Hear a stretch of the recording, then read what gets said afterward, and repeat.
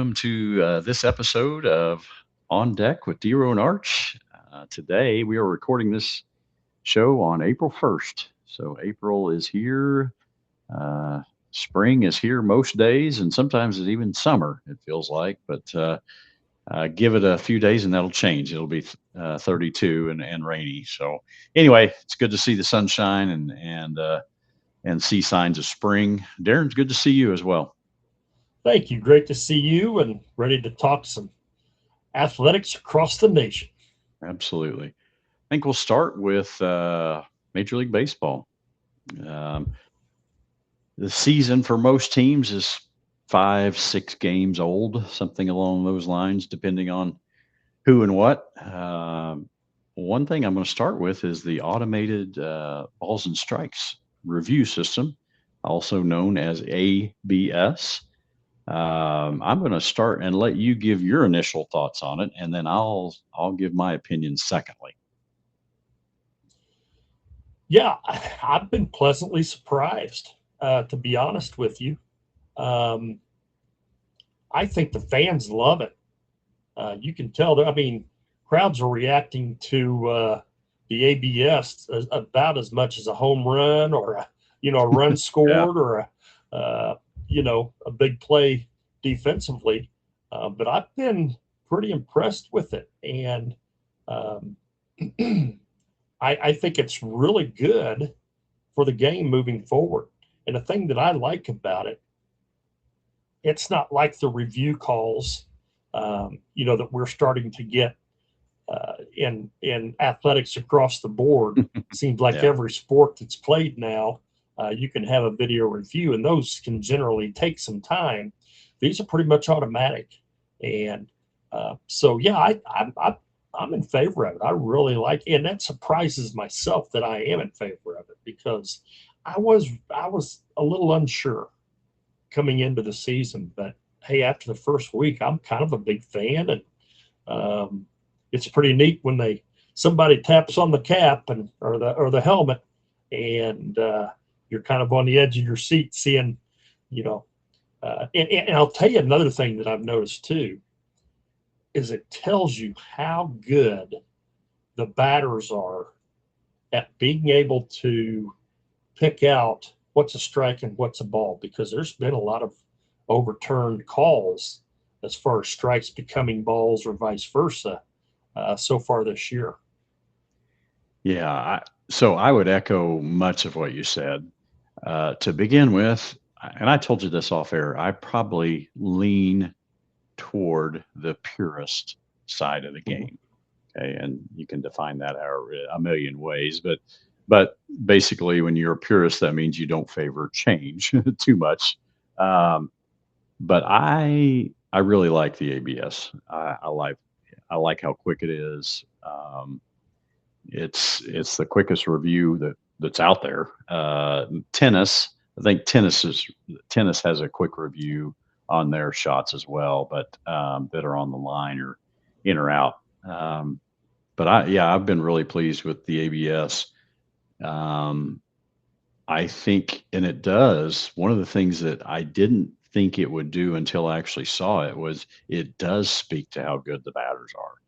I mean, those guys are really, really good. I mean, we're talking about pitches that are not approaching 100 miles an hour, but in some cases are 100 miles an hour from 60 feet 6 inches away, and those batters are able to tell you whether it was 2 inches off the plate or not. Those guys are really, really good. And so I think that part of it is refreshing for fans and a good reminder of just how good those guys are. Because we sort of get caught up in how much they're making and when they fail us. And you and I mean, we have our own teams and we have our own frustrations with those teams sometimes, but those guys are really, really good. And so I think the ABS has pointed out to me just in fact how good they are. Um, the second thing I like about it is, and this goes back to the purist theme, Major League Baseball has done some really good things in the last few years in terms of speeding up pace of play and keeping fans engaged in the game, whether that's at the park or on television. Uh, Several of those things include the international tiebreaker rule, in which in extra innings a runner starts on second for each team that bats. Um, the pitch clock. Pitchers have a limited amount of time where they can get the pitch off, and the batter has to comply, and all those things. I think that's been good for the game. One that you mentioned was the bigger bases, allowing for some more maybe risk taking and chances and plays at the base that might not have been there previously. Uh, Also, the number of times that pitchers can throw on pickoff attempts. That's limited on how many times they can break contact with the pitching rubber and so on. So I think all those things, most of those, I think I would have said initially that I wasn't in favor, or I would have leaned towards not being sure. And I think all those things I mentioned, plus the ABS, once they've been implemented, I think I'm on board with all of them. Yep, I would agree with that. They've all been great changes for baseball, and especially for the casual observer. Yeah. I think they've all been great additions, and I think when they put these changes in mind, it was about the casual observer and trying to get those fans more involved with the games, except for the one time that they get free tickets, and you Right. know, they get the food and the drinks included with it. It's trying to draw those type of people Yeah. into the game. Yeah. I agree. And, I tried to put myself in the umpire's shoes in terms of this ABS concept. And you got to believe that most of those guys, I mean, obviously they're pros and they want to get everything right that they can. I mean, there's not a one of those guys that sets out to mess it up. Ego wise, I don't feel, I think, or let me ask it as a question. Don't you feel like they would rather it be right than Oh, than for them to be questioned? oh, I think so. Yeah.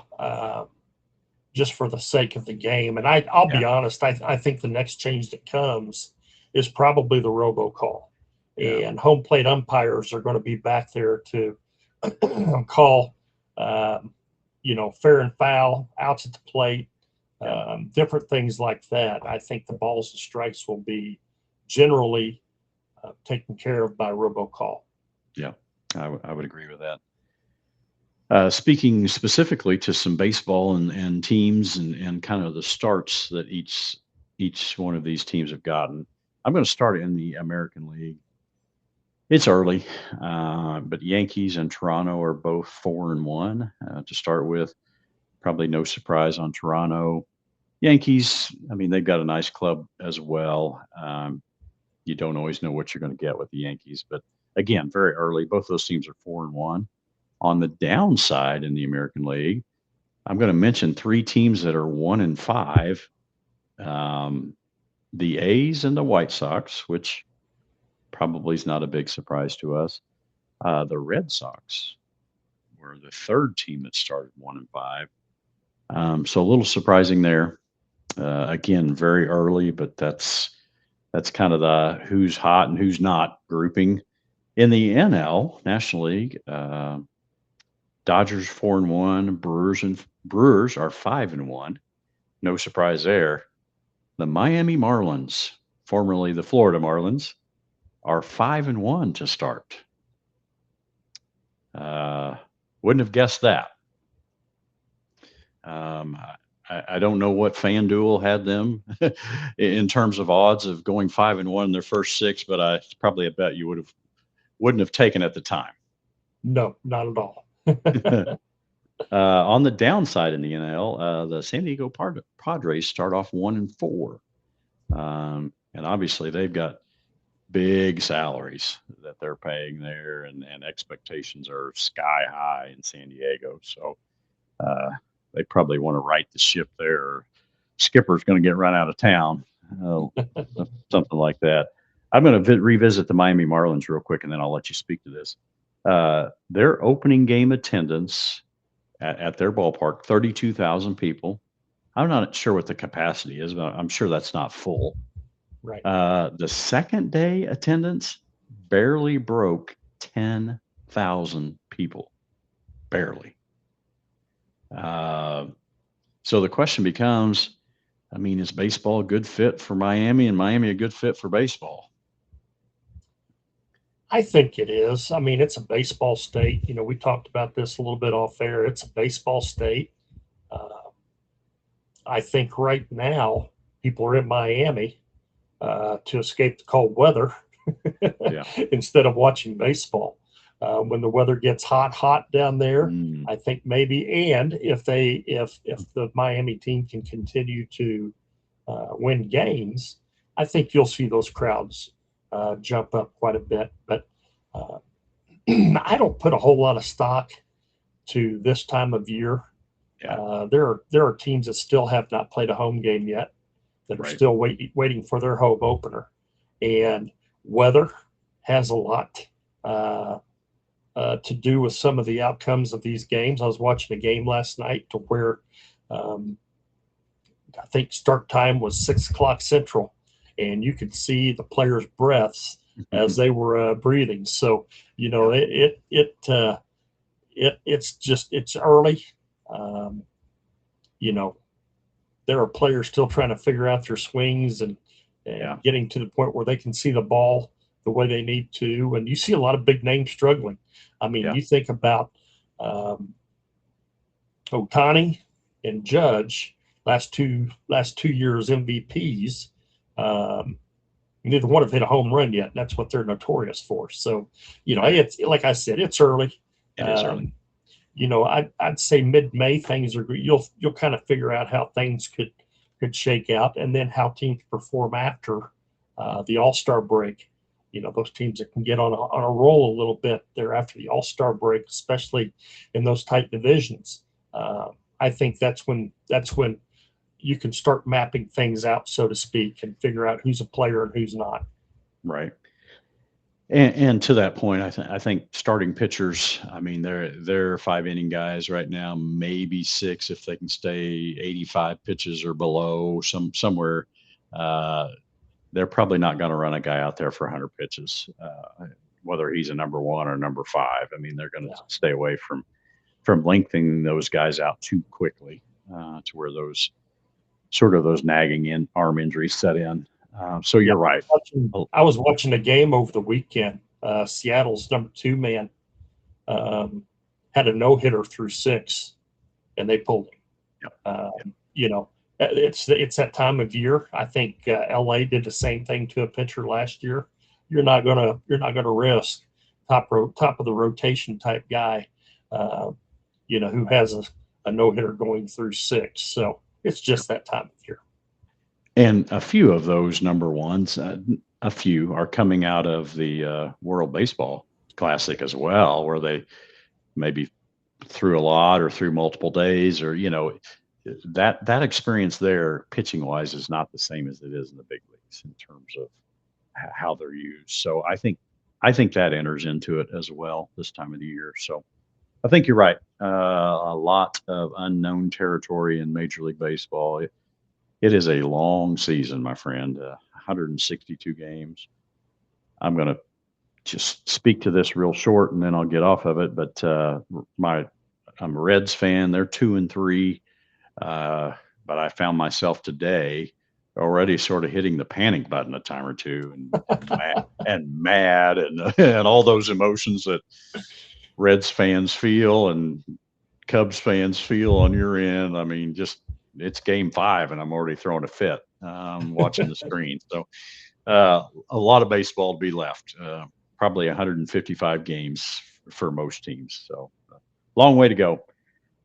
In state, the Cardinals are 4-2, and the Royals, I think, are right at 500. The reason I mentioned Cardinals and Royals is I've got a hold 'em and fold 'em that I'm going to come back to later in the show for you. So just a little teaser there. In local basketball news, Amy Egan, who is a Missouri product high school wise. Remind me where she played high school basketball again, I Darren. believe South Shelby. Yeah. Um, who has been a coach in state, several places, highly successful.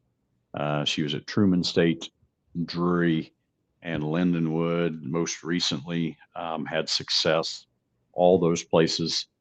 The University of New Mexico just hired her and gave her a 5-year guaranteed contract, that is a very secure, solid contract for her. So the pay is right, and the years are right, and the opportunity sounds like a good one for her. So congratulations to her, on sort of moving what would be viewed as up the ladder, and she's been successful everywhere she's went. So congratulations to her as she moves on, and good luck at the University of New Mexico.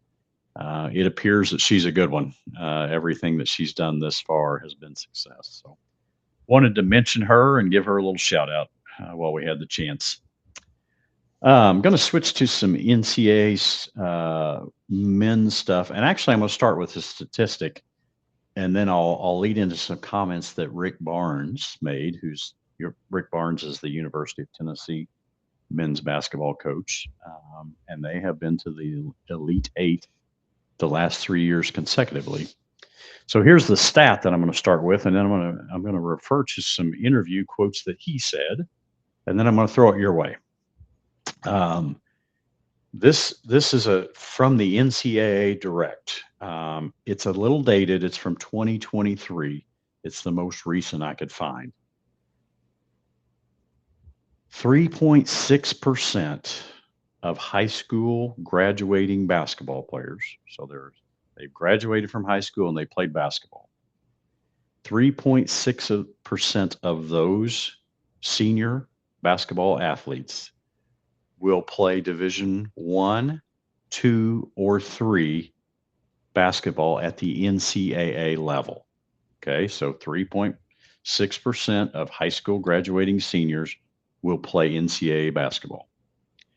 At the Division 1 level, that number was 1%, 1.0%. At Division 2, it was 1.0%, and Division 3 was 1.5%. There's a little rounding there, but you get the gist of it. So the comments that Coach Barnes made, which I found fascinating, a reporter or an interviewer asked him about recruiting, and the comments and the vibe that message that he sort of sent out was that he felt like recruiting on many levels was much easier and less stressful ish than it used to be back in the glory days of recruiting. The glory days where there was a dead period and contact period, and hey, you can only make so many phone calls and you can't text during this window, and all those things. He said that they can close a deal usually within a week, and he said it gets really simple. And here's the question he asks them. He asks them, "What is your number?" And he doesn't mean their phone number. He means, "Hey, what do we have to pay you? What are you wanting financially to come here?"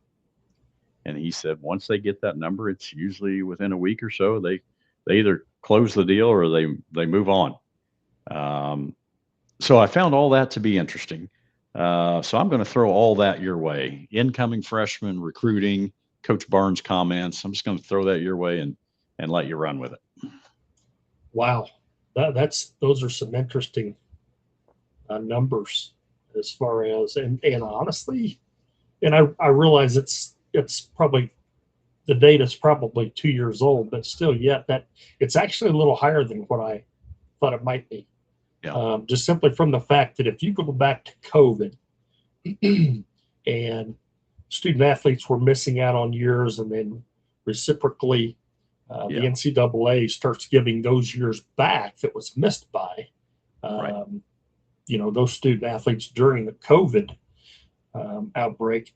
It really affected recruiting.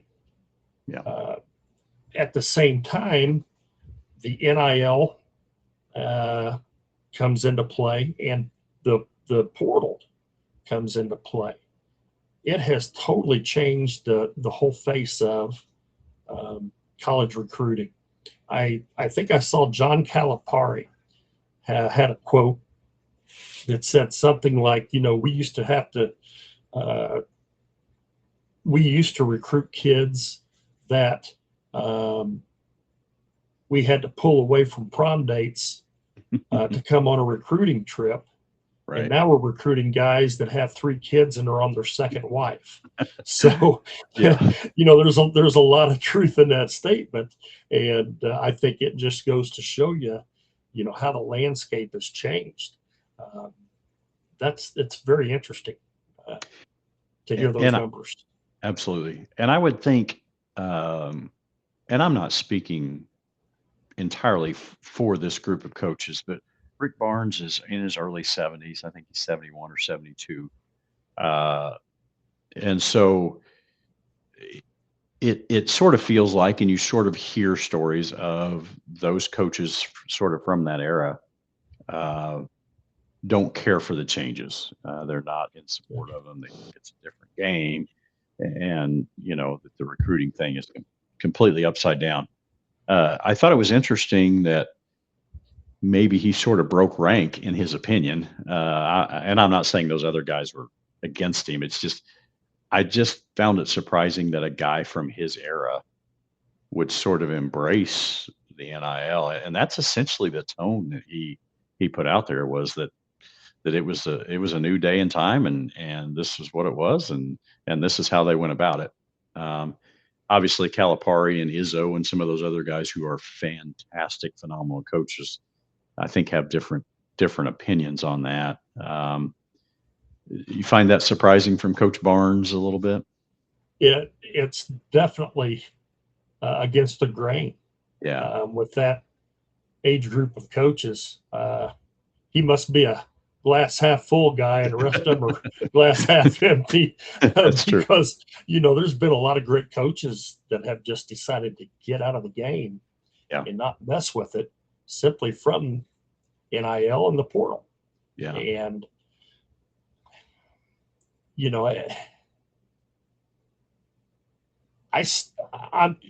we've made no bones about it. We're both old school. We like the old ways, and we've talked about the NCAA being the wild, wild west. But I will say this, it has, if you take a look at in your major revenue sports outside of girls basketball, women's basketball, at the NCAA Division I level, it has brought some universities to the forefront that we wouldn't necessarily associate with that particular sport. Basketball, it's really showing with the NCAA tournament. It's rearing its ugly head even more so now that those mid-majors, that have guys that have been in the system, are 4-year guys, and you get a couple of people to complement those 4 or 5 or 6 guys that have been brought up through the system. Those are the type of teams that are being successful. I know we're going to talk about this a little later, but I think that's what got that's what got Duke beat. They got beat by some 4-year guys. They got beat by some 2-year guys that have been in the system. And I think it's going to be awfully tough. And John Calipari was the one that kind of started with, hey, go get the best 4 freshmen or 5 freshman prospects as you can. Let's go play. Yeah. Well, you're asking 8 very, very, good future NBA stars that are 17, 18, 19 years old to face up against kids that have been playing at the Division I level and are 25, 26, 27 years old. Right. I hate to say this, that's boys against men. It is. And no matter how good the talent level is, that knowledge, the experience, and that age, you can't coach. I agree. And yeah, and the parity that's been brought about by all that is phenomenal. I think what everybody loved about the NCAA tournament even 10 years ago was the balance and the parity. There's so many good teams out there, and hey, you might get an upset or two every now and then. That's big news. Well, fast forward 10 years from that point, and now the parity is unbelievable. Teams that we had literally never heard of, High Point or whoever, that the average fan had never really heard of. Now all of a sudden they're given legitimate blue blood powers games. I mean, they are in games and scaring them. The parody's phenomenal. That part of it's good for the game, and of course, it is an entertainment business anymore, and so fans want to be entertained. But yeah, Rick Barnes' comments were interesting, and those statistics I thought were very interesting as well. On to some Final Four thoughts while we're talking NCAA basketball. The matchups are set. The Final Four is set this Saturday. We have Illinois versus UConn, and man, what should be an incredible heavyweight matchup between Michigan and Arizona. Both games very good in their own way. Without sort of picking your teams, because I'm gonna come back to that here in a little bit. Give me some thoughts on the Final Four. I think the cream rose to the top. And what I mean by that is in the Midwest and West brackets, the two teams that have clearly been two best teams in the nation, I don't want to say head and shoulders above everybody else, but they've just been at a different level with Michigan and Arizona held chalk, which I kind of figured it would. I mean, a team would have to have a complete meltdown in order to both teams not to make it, just because I watch a lot of college basketball, and those two teams were just different. Yep. With UConn and with UConn and Illinois on the other side of the bracket, you get two teams that kind of hit a few bumps in the road along the way throughout the season, but you could always tell we're pretty good. They were always in that top 10 ranking area. Took a couple on the chin that were a little surprising, but at the right time, they get things headed in the right direction. And, you've got a seed that may be lower than what you're expecting to play in that second weekend. And things just kind of work out that way. And that's the beautiful thing about the NCAA basketball tournament, both men's and women's, is the fact that, it's not necessarily who's been best for the past 5 months. It's who's best that day. And that comes down to preparation, coaching, everything that you've been doing for those 5 months, making it the best that it can be for that day. And you see that in Illinois and UConn. Yeah. And let's be honest, you got to get a break or two. I mean, at some point, something's probably going to go your way that you didn't see coming, and something goes against you that you didn't see coming. The first coach, and you're gonna relate to this. The first coach that I ever really heard mention the word luck, getting lucky or getting some breaks, and would say it often, was the one and only Gary Keeling. He would talk often about sometimes you just got to be lucky in this game. That's right. And he mentioned that often to me when we coached together. And I think it's true. You got to have all those things you talked about, talent and prep and healthy and all those things that go into it. But sometimes you need a break. So I think all those things factor in. I'm going to sort of highlight the UConn Duke game the other day, which was, I don't know. I don't know where it ranks all time in the tournament, but it's got to be way up there. There'll be images and video clips of that game shown forever down the road. And I'm going to talk about Coach Shire and Coach Hurley a little bit later on too, and kind of put you on the spot with that. Regardless of one's opinion of Coach Hurley, that guy can really coach, and that's not my way of saying Shire can't. But it just feels like Hurley can just push the right buttons more than he doesn't. And so where I'm going with this is, you mentioned this earlier, that you kind of felt like that UConn Duke game, like even when it felt like it should be over, it didn't feel like there was closure yet. And I think Coach Hurley, somebody, and he's painted as not patient. That's how he's portrayed.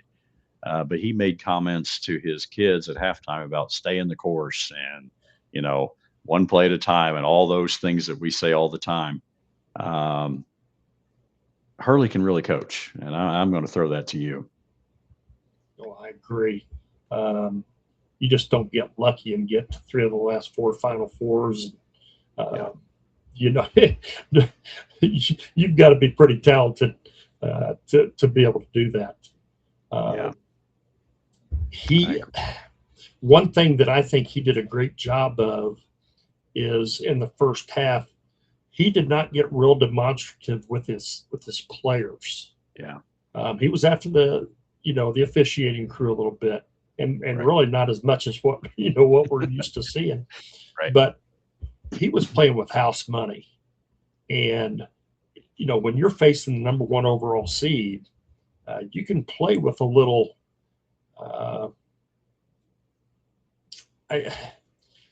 You can be a little bit more comfortable in that situation, I guess, as a coach. Right. And I think a lot of times that patience as a coach will reflect in your kids. If they see you being calm, cool, and collected, which he is not very often, but he was that day. You could just have that feeling that something was going to happen when around the 14-minute mark. UConn cut it to 10. And I thought, okay, if they can get this cut in single digits, this is where the game's going to hinge. If they can get this thing to 9 or below, this is going to get interesting. If Duke goes back and scores and gets it back up to 12, 14, pushes it back up to 18, which it was at one point in time, it's over. Well, sure enough, UConn was able to get it down to 8 the very next possession. Got to stop, got to score. And you could just kind of tell Mo had put on a UConn jersey at halftime. And I think Duke, they played to win in the first half. I think they started playing not to lose in the second half. Yeah, that's a they great weren't point. playing as free as what they were in the first half. I think, and Duke is really talented. So I'm not beating up Duke or their players are phenomenal. Yeah. I think the irony in all that was sort of UConn and Coach Hurley's sense of patience and calm versus maybe what seemingly was maybe a little closer to panic on the Duke side, and panic's too strong of a word. But the irony in that was that going into the game, you would figure Duke is the stoic, strong, sort of see the big picture group, and UConn would be the one to possibly fall apart. It almost seemingly seems like those things were switched to a degree. Would you agree with that? I would. And you had Duke, who was made up primarily of freshmen and sophomores, playing against UConn, who was made up primarily of juniors and seniors, with a splattering of a sophomore and freshman here and there. Mullins, being one of them. And who coincidentally is from Indiana, as DeRo Arch is from Indiana as well. You and him kind of had about the same game when you were in high school, didn't you? Sure. something like that. I thought so. There's only one difference. One of us could play really, really well. One of us couldn't. I'll let you be the deciding factor. Okay, we'll just leave that there. We'll let the viewer make their. We'll let them make up their own minds. Yeah, you're right, and you've already mentioned that earlier in the show. Sort of not exclusively men versus boys, but certainly experienced versus not as experienced. And that kind of showed, I think, down the stretch as well. I'm going to touch on two other teams. We'll hit them really quick before we move on. But I want to sort of touch on the Michigan dominance. Man, their performance the other day they were really, really good. And you've sort of mentioned earlier in the show you felt like they've sort of been a steady Eddie all year.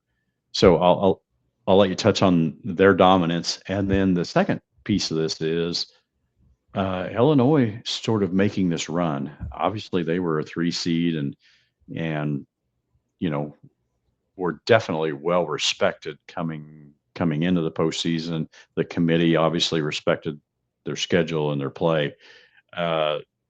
Yet it almost feels like a bit of a surprise, maybe, that they're still playing. So touch on the Michigan team a little bit, and then touch on Illinois' run for me. Yeah, Michigan has been good all year.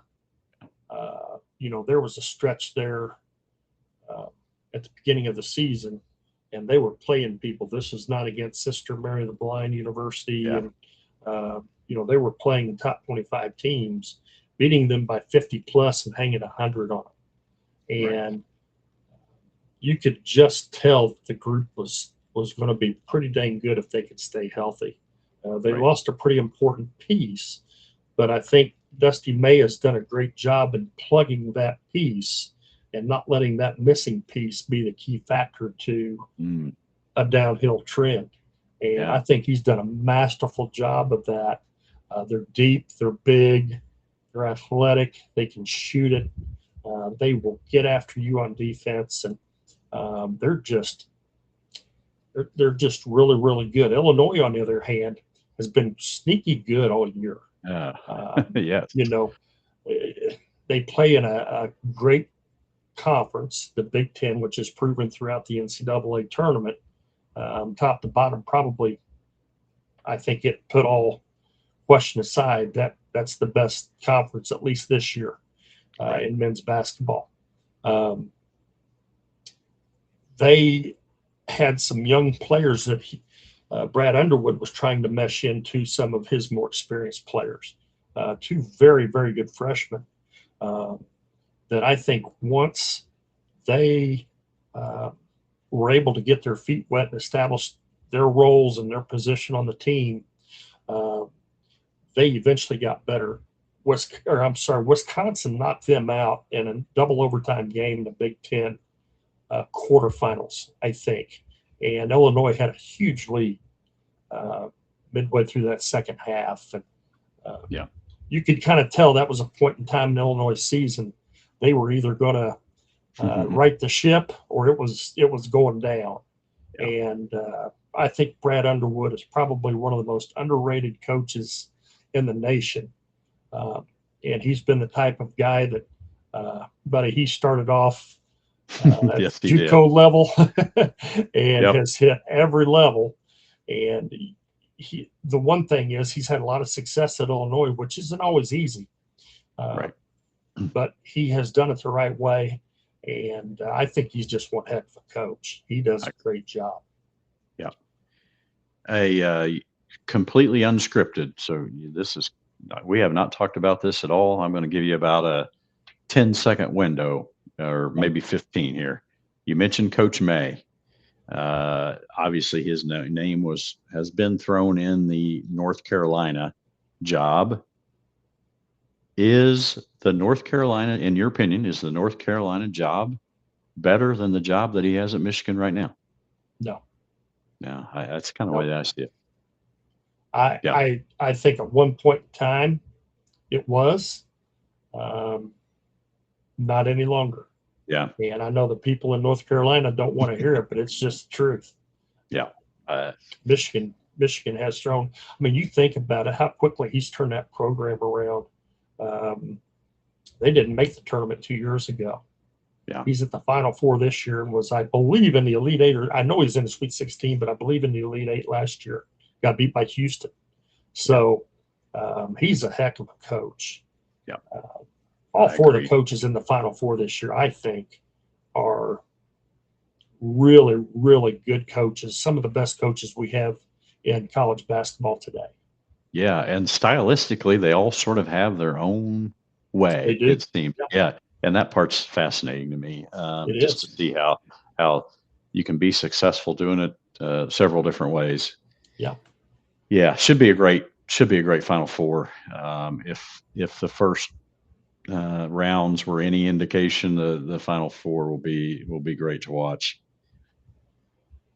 We're moving on here to the last part of our show we called Hold 'em or Fold 'em. I'm going to give Coach Archer a few scenarios here, and then he has to choose whether he's going to hold the scenario or whether he's going to fold on the scenario. So I've got two that I consider really tough. One's a little more straightforward. I'll keep the straightforward one until the end. Here's the first one. Coach Archer, you ready? I'm ready. Let's do Hey, that. and we're going to find out where you stand in the state of Missouri a little bit on this one. Okay. Major League Baseball. Here is the premise. The Royals have a better chance to make the playoffs as a wild card team than the Cardinals do to finish above 500. Okay. The premise again, Royals have a better chance to make the playoffs as a wild card team than the Cardinals do to finish above 500. Are you going to hold that premise or are you going to fold it? Wow, you're going to have me pissing off half the state right out the gate. Yep. You're going to be 50% wrong here, man. 50% wrong. That's all right. I'll take those odds. Gosh, that's DeRo. That's a tough one. That may be one of the toughest ones you've asked me. I'm going to go fold them. I think the Cardinals will be above 500. Okay. I think the Royals will be knocking on the door the last month or so. Mm-hmm.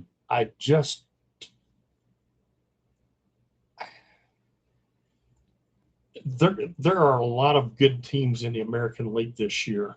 Yeah. I just think they're going to have trouble fitting in or finding that spot to get into the playoffs. Not because they're not good. They are very good. Right. They're young and they're good. And I just think there are some teams that are better that probably stand a little better chance, giving everybody stays healthy. Right. All that often goes into those type of determining factors. I think St. Louis will be above 500.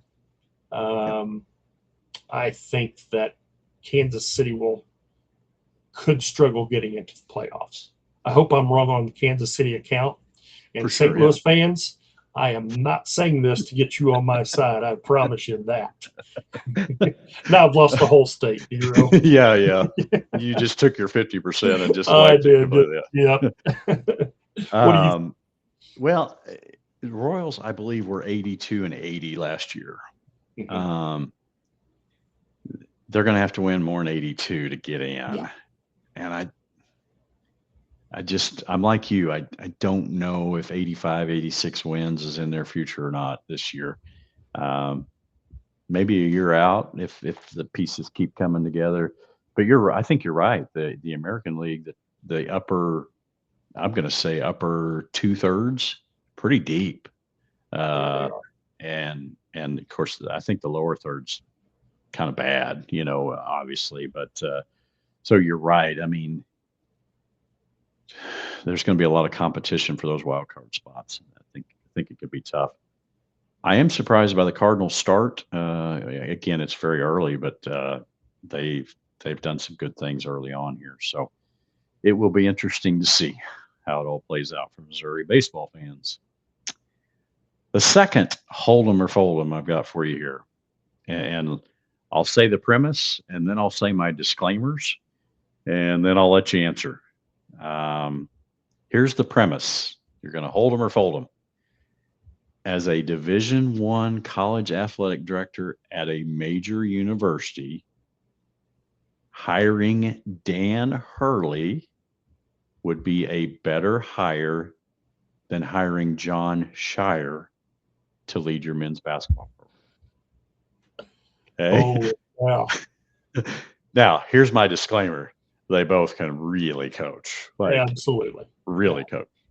Yeah. Hurley, you mentioned this early, 3 out of 4 years, Final Four. Okay. So the premise is, as a Division I college athletic director at a major university, Dan Hurley would be a better hire than John Shire for the men's basketball program. Hold them or fold them. Here's my disclaimer. If my president gave me an awfully long leash, I'm hiring Dan Hurley yesterday. Wow. I am hiring him yesterday. Love it. Good, bad, or indifferent. And there's both, right? I mean, let's be honest. There's both. There is both. Regardless, UConn is at the forefront of Sports Center 3 out of every 7 nights a week. Like I said, maybe great things are happening. Maybe controversial things are happening, right? But they're still there. And I think he's just a weird enough duck that people are going to be interested in seeing, watching him with his sideline antics and things he says on camera. And I think the guy's one heck of a coach. I mean, he turned down the Los Angeles Lakers last summer. You know what I'm saying? And he's proven to do he made the right choice by being back in the Final Four. And I just think he's a heck of a coach. And that's not taking anything away from Shire. Right. If Dan Hurley turned me down or I didn't have a very long leash, we were running a pretty tight ship, Shire would be the hire for sure. That's a great answer. Yeah. Look at you. I mean, that was well thought out. I put a little wood on the ball every now and then. Yeah, I like it. That was a good answer. One thing I did notice about Dan Hurley the other day that also probably doesn't come out.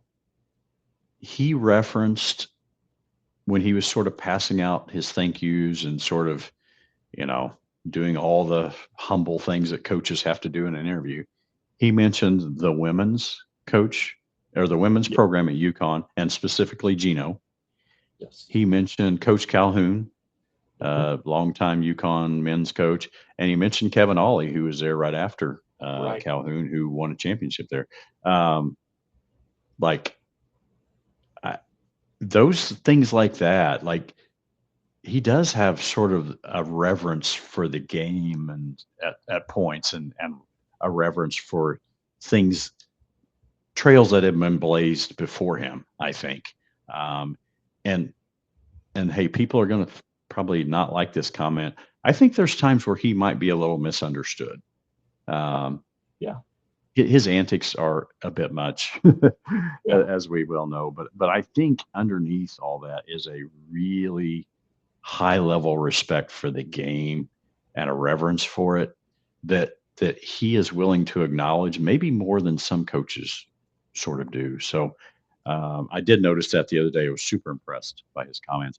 Especially, I thought it was great that he mentioned the women's program there, and Gino. Like, what a class move. And honestly, he doesn't have to do that. Like, Dan Hurley does not have to say that. So I thought it was really, really good. I liked your answer. So if you got a long leash, you're going to hire Dan Hurley. Love it. Love it. Third, hold 'em and fold 'em. This one's a little more straightforward. There are 2 Big Ten teams left in the Final Four. It's Michigan and Illinois. They are on opposite sides of the bracket. So the hold 'em and fold 'em is this. The championship game of this year's NCAA championship game will be an all Big Ten game. Hold 'em or fold 'em. Wow. I think the spread on the Illinois-UConn game is 2.5, and the spread on the Michigan Arizona game is 1.5. Flip a coin. Tough on both I'll tell you accounts. this. I think it will be either all Big Ten or no Big Ten. Interesting. So I guess from that standpoint, I'm going to go hold. I'll go hold. I'll go Okay. with the favorites. And they're not favored by much as far as the No. lines are concerned right now. No. For those of you betting people. I was gonna throw that your way here in a second. Yeah. Like, what would it take? What kind of odds would you have to get to take it as an all Big Ten championship? What would make it fair to you? I don't think they can make it fair for anybody because they're not going to make it unfair for, the odds makers aren't going to make it, right. unfair to them. They're not going to give money away. No. I think it's that tight, honestly. Yeah. I mean, I don't think. So if they offered you 3-1, would you take it? If they offered you on your $10, if they said, hey, we'll pay 3-1 on your $10, would you take it? Would you take it at 2? Would you take it at 2-1? Oh yeah. Really? Because it's not that now. Yeah, that's true. You know what I'm saying? Yeah. I mean, you can take a chance to lose $5 or $10 on a chance to double or to double it. Right. I'll take that chance. But if I'm only going to make, if I'm going to make a couple dollars off the 10 that I'm putting in. Yeah. Like it. Like it. That's, I don't know. And that's probably a very bad way. I'm definitely not getting rich from gambling, from betting. Just throw that disclaimer out there. But here's what's crazy. And not that we want this to become a gambling show or anything like that, but it amazes me, number one, how sports gambling has taken over all of sports. Yeah. And I had no idea about it. My son got me into it. He wanted me to sign up so that he could get his bonus bet. And I did it like an idiot, like I need another ism in my life. But it's amazing. The very first day that we could legally vote in Missouri, okay, the very first sport that you could gamble on that was live at that time was ping pong. Somewhere over in Asia, they're having a ping pong tournament and you can vote on it. Come on now. Yeah, that's crazy. So, when you speak of odds, stuff like that, it's amazing how good the odds makers are. Yeah. It's crazy. It really is. Yeah. My son and I were sort of talking about it. And we've talked about it over the last couple of days through text messages and, those, and this is gambling on any level, but, the people holding the money, holding the odds, like they rely on you panicking. They want you to get caught up in the emotion and they want you to panic. So, and my son and I were talking about that, when you lose 2 or 3, your urge is, hey, I got to get this back. I got to get this back. Right. And what an easy trap that sort of becomes. And so he was talking to me about, hey, I just got to stay the course here. Right. It was the Dan Hurley halftime speech that he gave the UConn the other day. Hey, just stay with this. It's going to be all right. Right. Don't panic. Well, that was kind of the same thing with what you're talking about there is the amount of things that are available to bet on and how good those odds makers are and all that. It's for me, it's fascinating for one thing. It is. Secondly, it's just unbelievable. So really, really good answers today on your hold 'em, fold 'em. I'm super impressed. Well, thank you. I appreciate that. And like I said, every now and then I get a little wood on the ball and I may have to be bunting when I do it, but I'm going to get a little piece of it anyway. Well done today for sure. So with that, I think I'm going to bring this show to a close, but I feel like today's been good. I've enjoyed our Yeah. conversation and talked a lot about several really pertinent hot topics right now. So, anything to add, Darren, before I sign us off today? Nope. Just appreciate all of our viewers and listeners, and uh, be sure to stop by any of our social media outlets, X, Facebook, YouTube. Be sure to give us a like, subscribe, hit that share button. And as always, we appreciate your support. Absolutely. Absolutely. Well, Darren, thanks for your time tonight. Enjoyed visiting with you. Always good to discuss sports with you. And with that, I'm going to say the same thing that Darren did. Thanks to our viewers out there. I had one of the people I work with at my school actually told me, I think mentioned it yesterday, that he was working in the yard or something, and had our podcast on, listening to our Awesome. show. So yeah, very, very cool. So had a couple of students actually tell me the other day that they had listened to my show or our show as well. So Good. our viewers, we appreciate you. Anytime you listen or just please let us know. We'd like a little feedback, or tell us that you caught us on the show, and tell us what you think. We'd love to hear from you. So anyway, with that, I'm going to sign off for Darren Archer. I am Eric DeRosset, and you have been watching this week's episode of On Deck with DeRo and Arch. We will plan to see you next week. This has been a presentation of the Missouri Sports Network. Thank you for tuning in.